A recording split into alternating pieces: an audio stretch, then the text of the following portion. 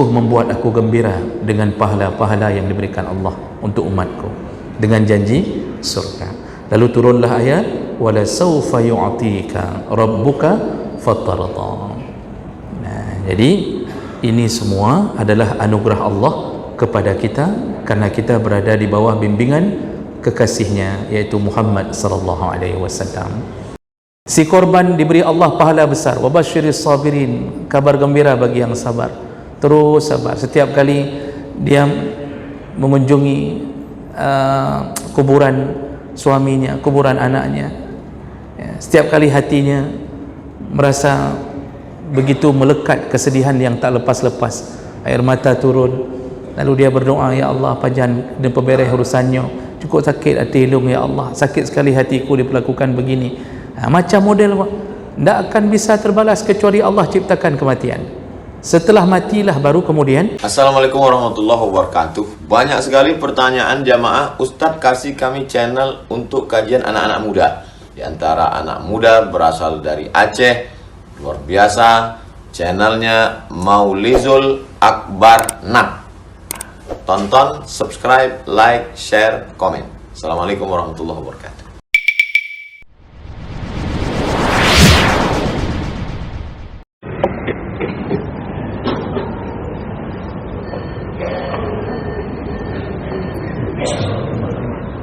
Assalamualaikum warahmatullahi wabarakatuh. Alhamdulillahi rabbil alamin. Hamdan katsiran thayyiban mubarakan fihi. Asyhadu an la ilaha illallah wahdahu la syarika lah wa asyhadu anna Muhammadan 'abduhu wa rasuluhul karim.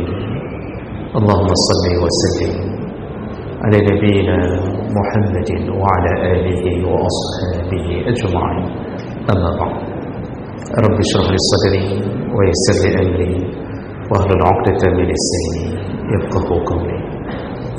Segala puji bagi Allah, kemudian salawat dan salam kepada Rasulullah, pada keluarga dan saudara sahabat-sahabatnya, bapak-bapak, ibu-ibu, jamaah salat maghrib dan isya yang Allah muliakan insyaallah. Kita masih membahas tentang fadilah kenapa kematian diciptakan.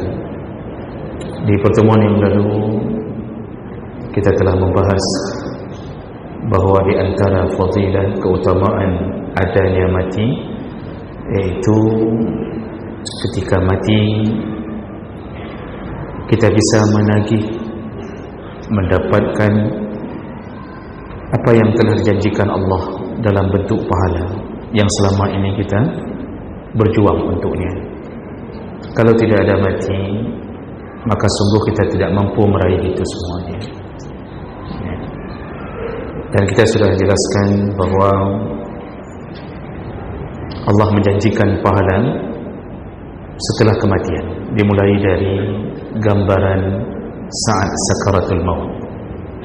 Itu sudah mulai dinampakkan bentuk-bentuk pahala yang selama ini kita tumpuk-tumpuk. Kalau tak mati tak nampak-nampak. Ini kalau tidak ada yang mati, mau cari pahala, mau lihat mimpi pun tak nampak.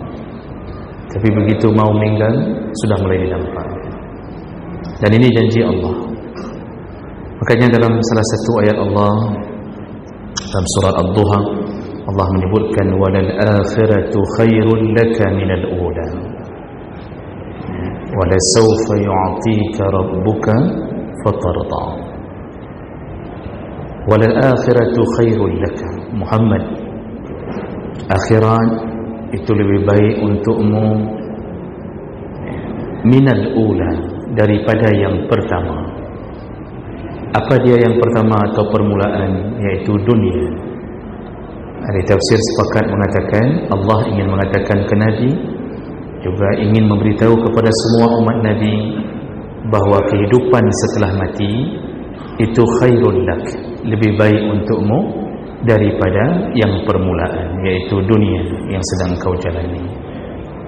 Lalu Allah tambahkan lagi wala sawfa yu'tika, dan semua yang engkau dapatkan, yang engkau usahakan di dunia, yu'ti, begitu engkau mulai mendapatkan akhirat. Jadi akhirat itu dihitung dari mulai kematian, itu sudah akhir itu. Cuma nanti prosedurnya panjang.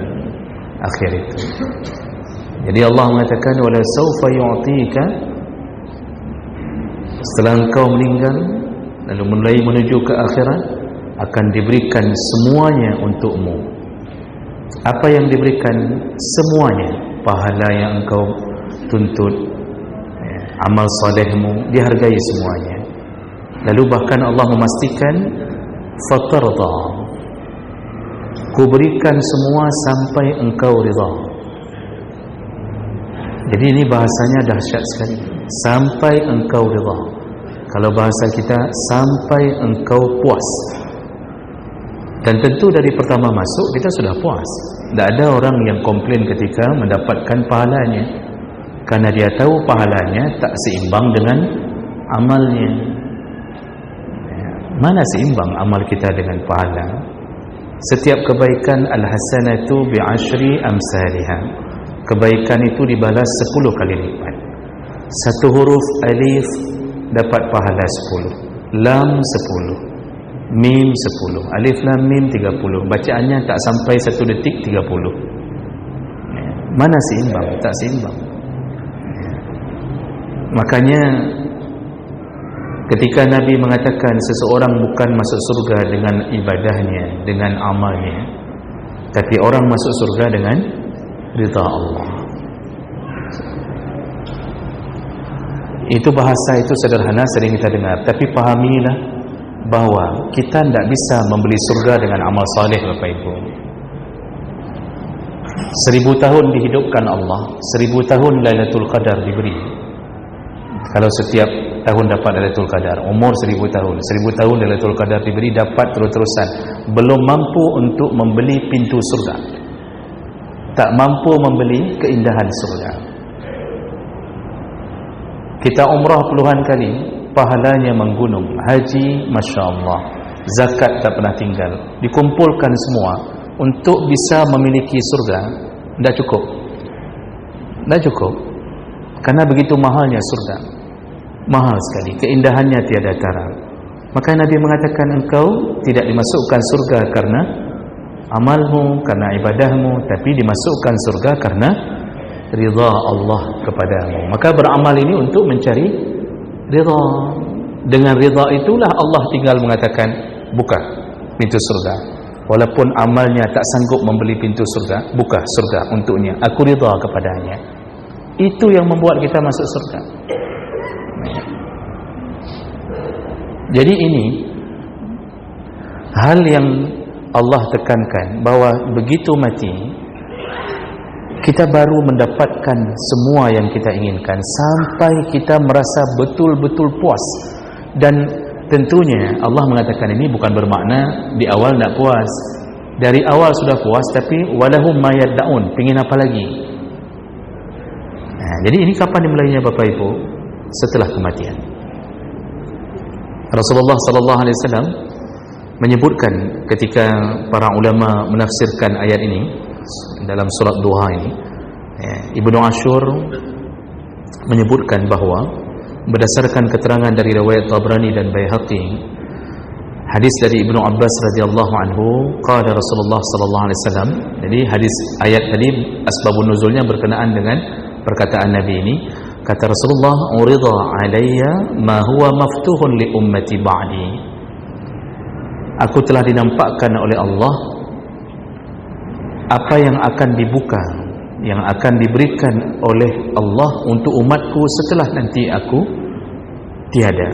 Artinya dari sekarang Allah sudah nampakkan apa yang diberikan kepada umatku, umatku yang setelah aku pun akan mendapatkannya.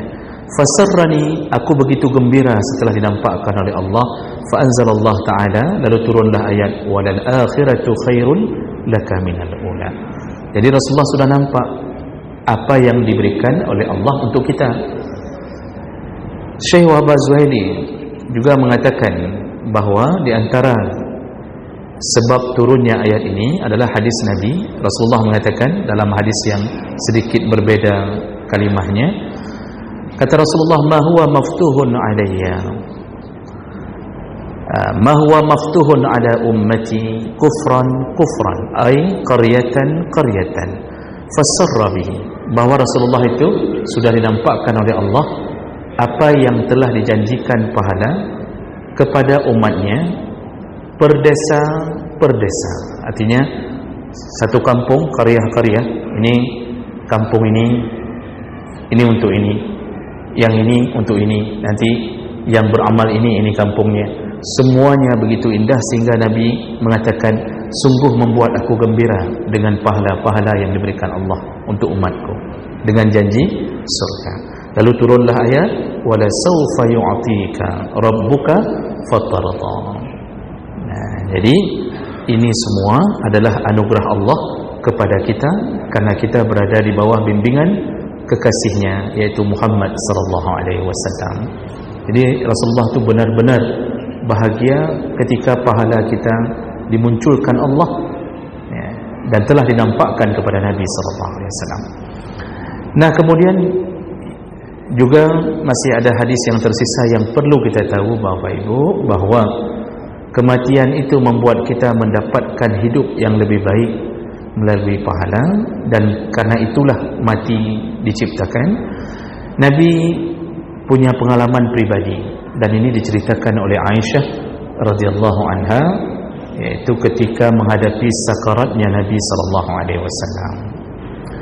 Hadis dari Sa'id bin Musayyib dan Urwah bin Zubair, anna Aisyah radhiyallahu anha qalat, kana Rasulullah sallallahu alaihi wasallam yaqul, Rasulullah berkata, wa huwa sahih, ketika Rasulullah berkata, beliau dalam keadaan sehat, belum sakit.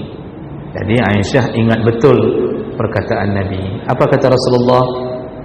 Innahu lam yuqbat nabiyyun qat hatta yara maq'adahu minal jannah summa yukhayyar.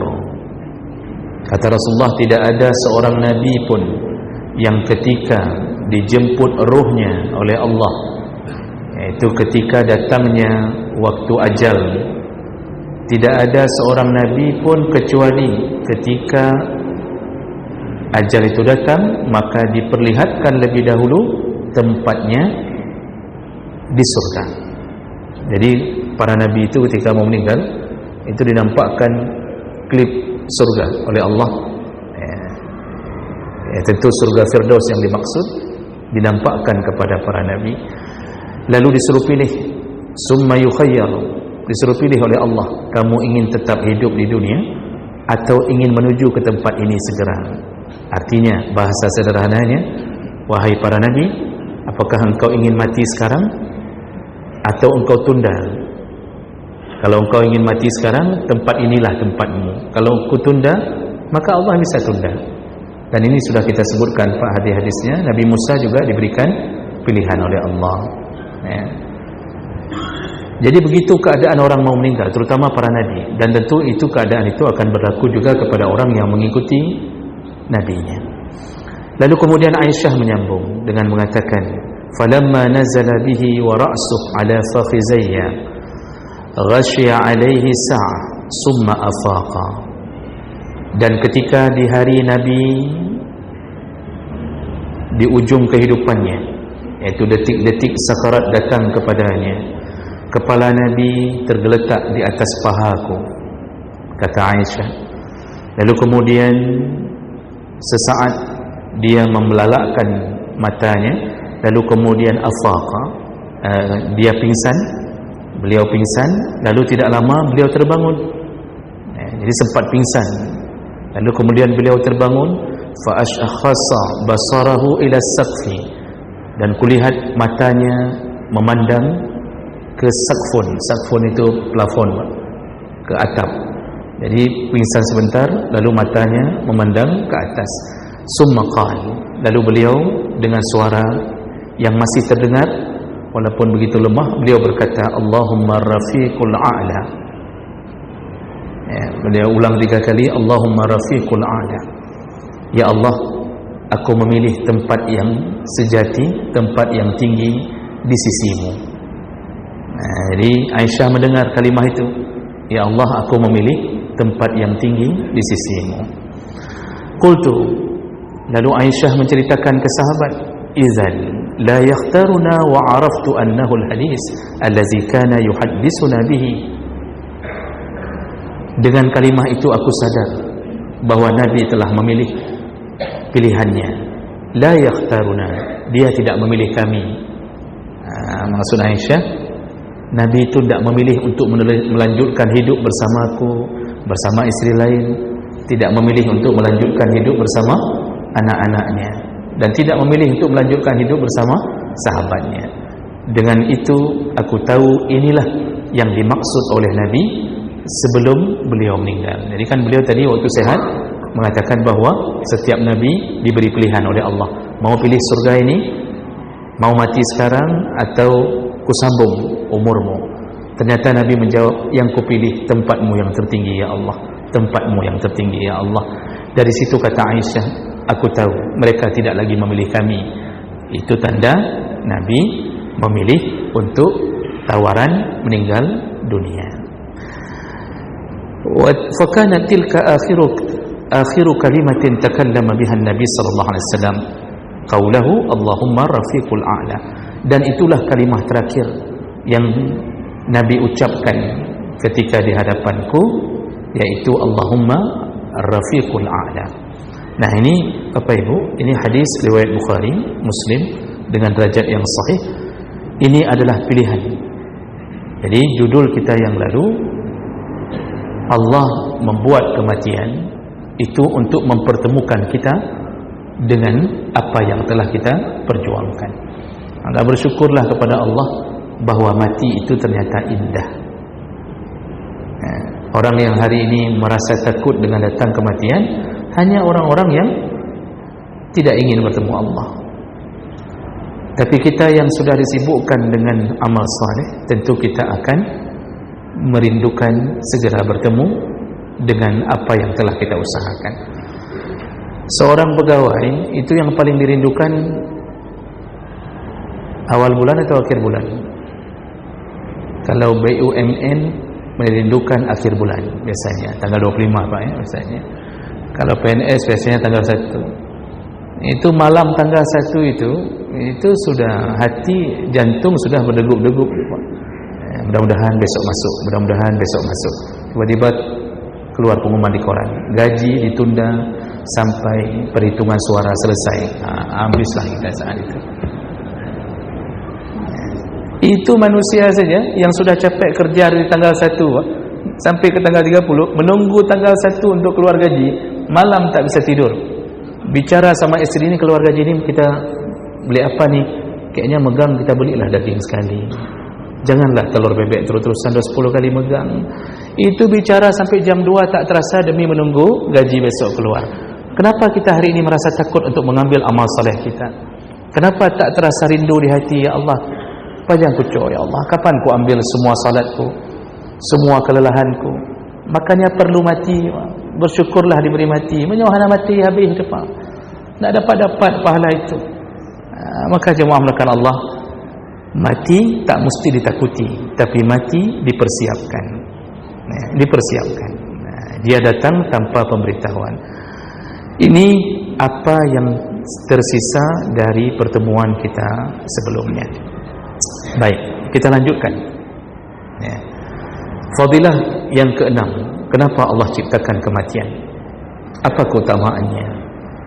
Yaitu mati ternyata adalah waktunya untuk mendapatkan pembalasan dari orang-orang, mendapatkan pembalasan di atas kezaliman yang terjadi pada mukmin.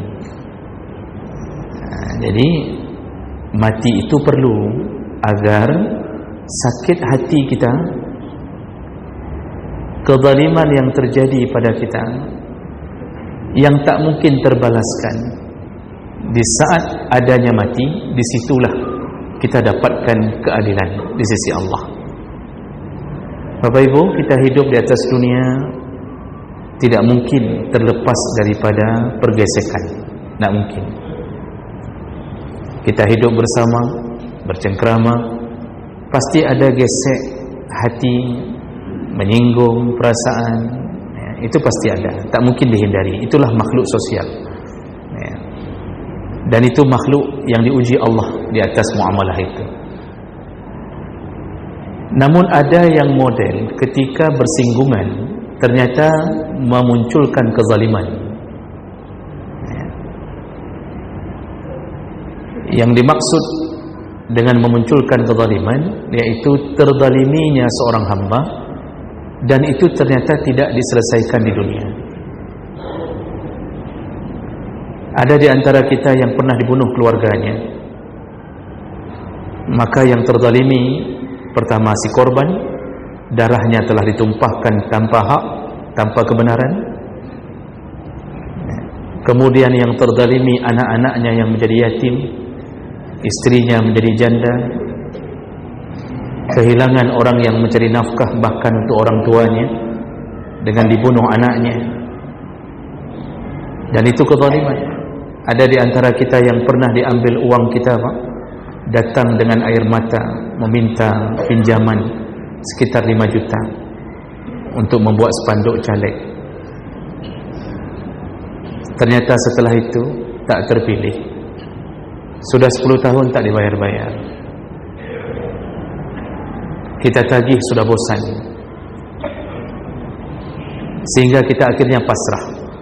Lalu kita mengatakan, boh kagak, ya sudahlah, kita ketemu saja di sisi Allah nanti. Itu kezaliman. Matlul ghani dulmun, menunda-nunda membayar hutang, zalim. Uang sudah ada, hutang tak bayar.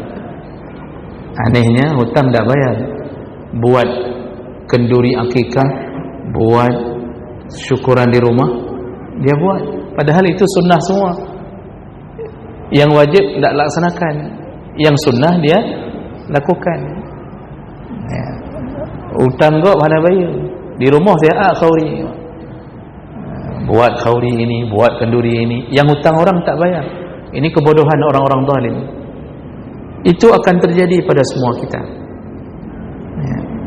Apapun hati yang tergores dengan diupat, ya, dan dia tidak minta maaf, itu zalim di atas dunia.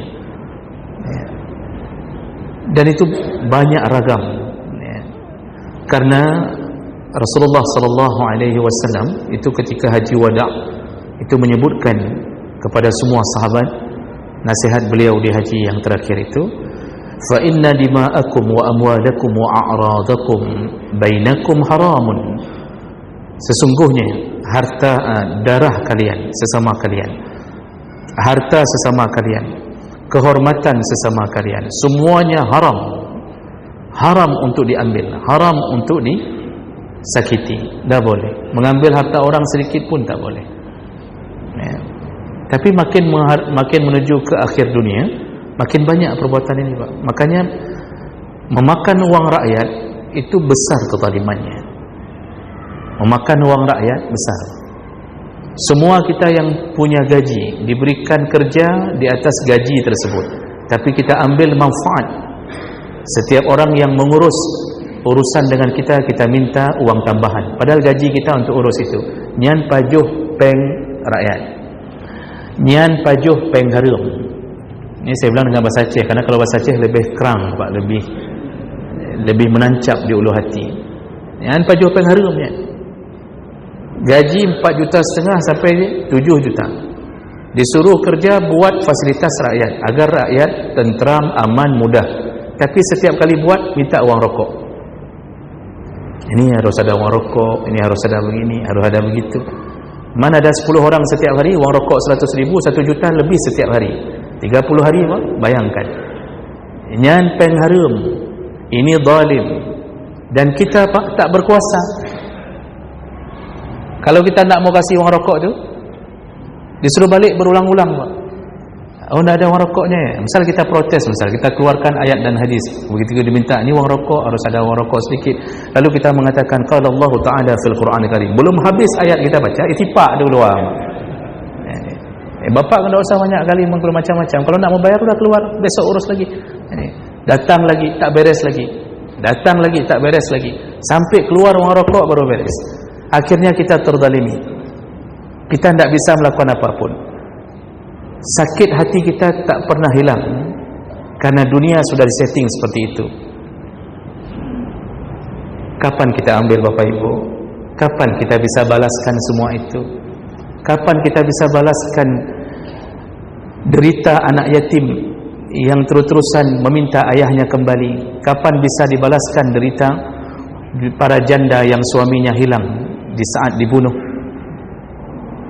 Sedangkan waktu lapor, karena tak ada uang untuk melapor, tak diladeni. Kapan kita bisa menuntut balas di saat motor kita dicuri, lalu kita tak tahu mengadu ke mana? Kapan kita bisa balas itu semuanya? Hanya satu jalannya, tunggulah kematian. Makanya perlu mati. Kalau tak mati, tak habis kezaliman itu, kita bisa dapat kembali. Jadi jemaah belakang Allah, jangan kira Allah lalai dengan semua itu. Cuma kadang-kadang Allah biarkan agar si pelaku banyak pahala dengan sabarnya, dengan berharap supaya si pelaku taubat, dan Allah masih menunda agar si korban mendapat pahala kesabarannya. Jadi Allah itu mulia. Si pelaku ditunggu, taubat enggak, ada minta maaf enggak, ada bayar hutang orang enggak, ditunggu bertahun-tahun, enggak ada rencana, sampai mati hanya bagi penggok. Si korban diberi Allah pahala besar. Wabasyiris sabirin, kabar gembira bagi yang sabar. Terus sabar. Setiap kali dia mengunjungi kuburan suaminya, kuburan anaknya, setiap kali hatinya merasa begitu melekat kesedihan yang tak lepas-lepas, air mata turun. Lalu dia berdoa, ya Allah, panjang dan pebereh urusannya, cukup sakit hati ilung ya Allah, sakit sekali hatiku diperlakukan begini. Macam model tidak akan bisa terbalas kecuali Allah ciptakan kematian. Setelah matilah baru kemudian mulailah pembalasan. Allah Subhanahu wa taala menyebutkan dalam surah Ibrahim 42, "Wala tahsabannallaha ghafilan 'amma ya'maludz zalimun." Jangan engkau kira bahwa Allah lalai dengan apa yang dilakukan oleh orang-orang zalim. Jangan engkau mengira Allah lalai dengan apa yang dilakukan oleh orang-orang zalim. Allah tidak lalai, Allah tahu. Cuma kenapa Allah tunda? Allah jawab di sini, innama yuakhiruhum, sengaja Allah tunda hari pengadilan Allah, liyaumin tashkhasu fihi al-absar, yaitu di hari ketika hamba terbelalak matanya. Maksudnya ada hari yang semua urusan kezaliman akan dibereskan Allah. Disitulah para pelaku terbelalak matanya. Bayangan terbelalak mata bagaimana Pak? Berarti betul-betul rasa takut. Hari ini para napi ketika disidang, para terdakwa ketika disidang itu masih bisa senyum Pak. Masih bisa senyum. Apalagi kadang-kadang yang menyidang pun tidak faham halal haram, tinggal sogok sedikit aman urusan. Sekarang kan dunia ini kan suka-suka para penguasa. Yang tak boleh pun bisa jadi boleh, yang halal bisa diharamkan, yang hak bisa jadi batil, yang batil bisa jadi hak. Apalagi kalau hakimnya paman kita sendiri, suka-suka kita Pak. Dan begitu ceritanya. Maka apakah kita bisa berharap keadilan dari manusia? Tidak akan Pak, tidak akan. Satu-satunya pengadilan yaitu wahuwa ahkamul hakimin. Tunggulah sebaik-baiknya, seadil-adilnya hakim, yaitu Allah Subhanahu wa taala. Setelah mati apa yang terjadi? Di saat itulah orang-orang akan terbalaskan semua sakit hatinya. Terbalaskan semua. Tak ada secuil pun yang tertinggal. Tak ada. Setetes darah kita lukai orang tanpa sebab dan sengaja, maka setetes darah itu akan menyebabkan pahala kita terambil dan dosa si korban akan diberikan untuk kita. Nabi SAW itu sampai memanggil nama-nama orang kafir yang membunuh orang-orang mukmin waktu perang Badar. Ini untuk memberitahu para kafir ini, sekarang engkau akan mendapatkan balasan Allah setelah kematiannya. Ini berdasarkan hadis Nabi SAW, hadis dari Abu Qatadah radhiyallahu anha. Juga diriwayatkan oleh Anas bin Malik dan Abu Talha, anna Nabi sallallahu alaihi wasallam amara yaum Badrin bi 24 rajulan min sanadid Quraisy fakhuzifu fi at-tawi min atwa' Badr khabisin mukhbas. Jadi Anas bin Malik dan Abu Talha mengatakan apa? Rasulullah sallallahu alaihi wasallam selesai perang Badar, beliau menyuruh kami untuk mencampakkan mayat 24 pemimpin Quraisy ke mana? Ke dalam sumur tua, ke dalam sumur tua, perigi ya, sumur yang sudah tak terpakai. 24 orang kata Rasulullah campakkan ke dalam sumur. Lalu kemudian summa masya wa atba'ahu ashabuhu, setelah dicampakkan semua, Rasulullah lalu berjalan menuju ke sumur tersebut bersama sahabat-sahabatnya. Lalu kemudian faja'ala yunadihim bi asma'ihim, ketika sudah berada di samping sumur, Rasulullah kemudian mendongakkan kepalanya ke dalam sumur yang berisi mayat-mayat kafir tersebut, pembesar-pembesar kafir Quraisy. Lalu beliau yunadihim bi asma'ihim, beliau memanggil nama-nama mereka, wa asma' abaihim, sekaligus dengan nama ayah-ayah mereka.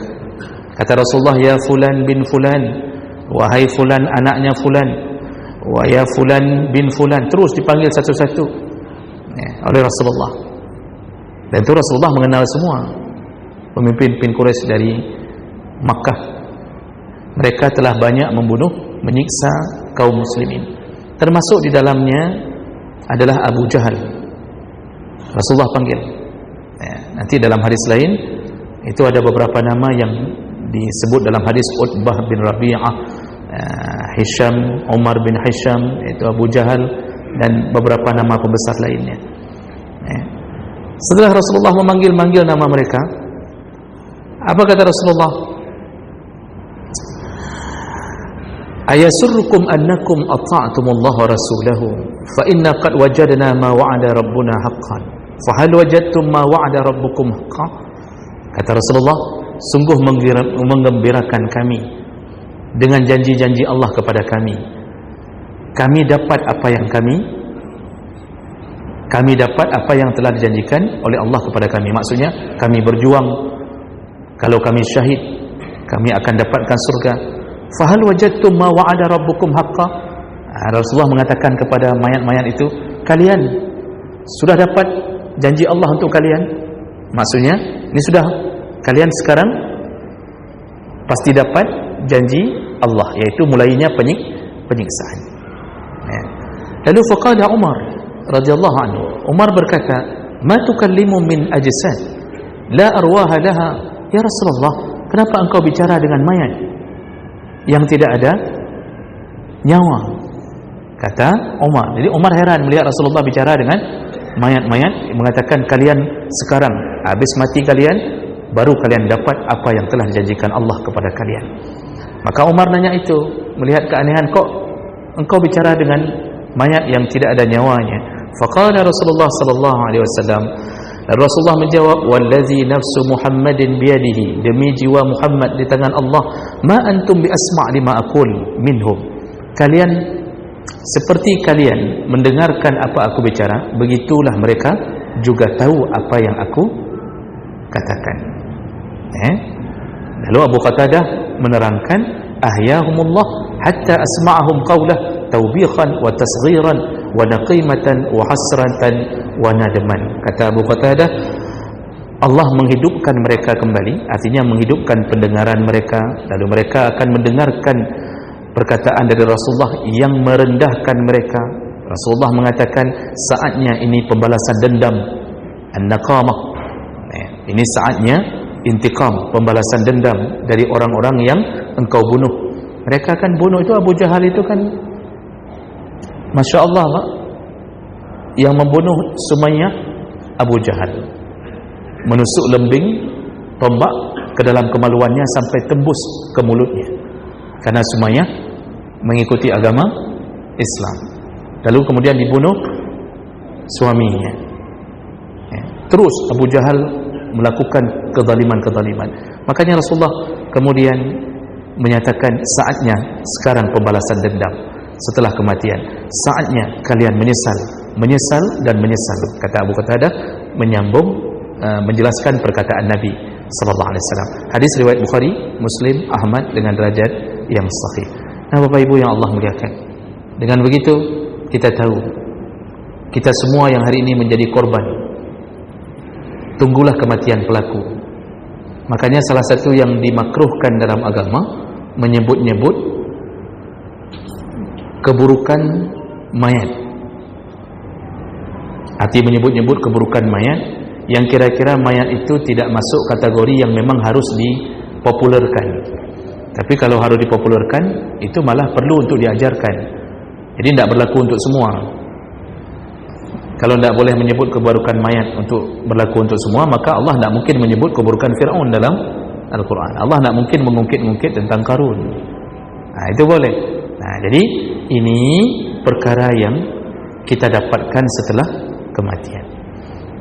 Tertinggal satu hadis, dan hadis ini Bapak Ibu menjadi penentu bahawa nanti di akhirat, menurut Abi Sa'id Al-Khudri, Rasulullah berkata, ketika seorang mukmin telah berada di padang mahsyar, lalu dia mendatangi Allah dengan menenteng kepala pembunuhnya, lalu dia berkata kepada Allah Subhanahu wa taala, ya Rabbi. Jadi ditenteng kepala pembunuhnya, lalu kemudian dia berkata kepada Allah, ya Rabbi qatalani hatta yudniyahu minal 'arsy. Ya Allah, inilah dulu orang yang membunuhku. Nanti dalam hadis lain disebutkan, cuba tanya kepadanya, ya Allah, kenapa dia membunuhku. Nah, lalu Allah bereskan itu. Ini ada dua orang yang datang menghadap Allah dengan menenteng si pembunuh, mengadu kepada Allah. Cina tanya siga, ya Allah, pakai pohlong tedonya. Kalau dia kafir, si pembunuh itu kafir, saya nak baca lagi hadisnya karena akan segera azan. Kalau pembunuhnya kafir, maka Allah mengatakan itu, kenapa saya singkatkan saja Pak, kalau pembunuhnya kafir, maka Allah membiarkannya. Mohon maaf, kalau kita bunuh orang kafir, ya, maka Allah membiarkannya. Artinya tidak mengapa kalau engkau berjuang demi membela nama aku. Nah, misal kita bunuh orang kafir yang membunuh kita, yang memerangi kita, nah, lalu Allah membiarkan, tidak mengapa, engkau berjuang menegakkan kemuliaanku.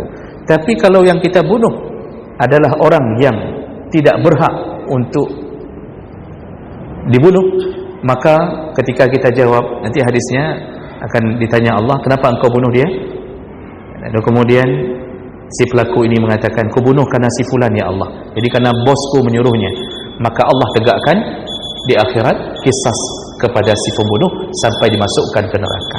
Begitulah nasib orang-orang yang melakukan kezaliman. Maka karena itulah mereka yang hari ini terzalimi, tunggulah kematian, insyaallah terbalaskan semuanya. Mudah-mudahan bermanfaat. Subhanakallahumma bihamdik, asyhadu an la ilaha illa anta, astaghfiruka wa atubu ilaik. Nah, sekali lagi saya ulang Bapak Ibu, kita berpindah dalam Ramadan di hari Sabtu duhur, ba'da duhur insyaallah. Demikian. Wassalamualaikum warahmatullahi wabarakatuh.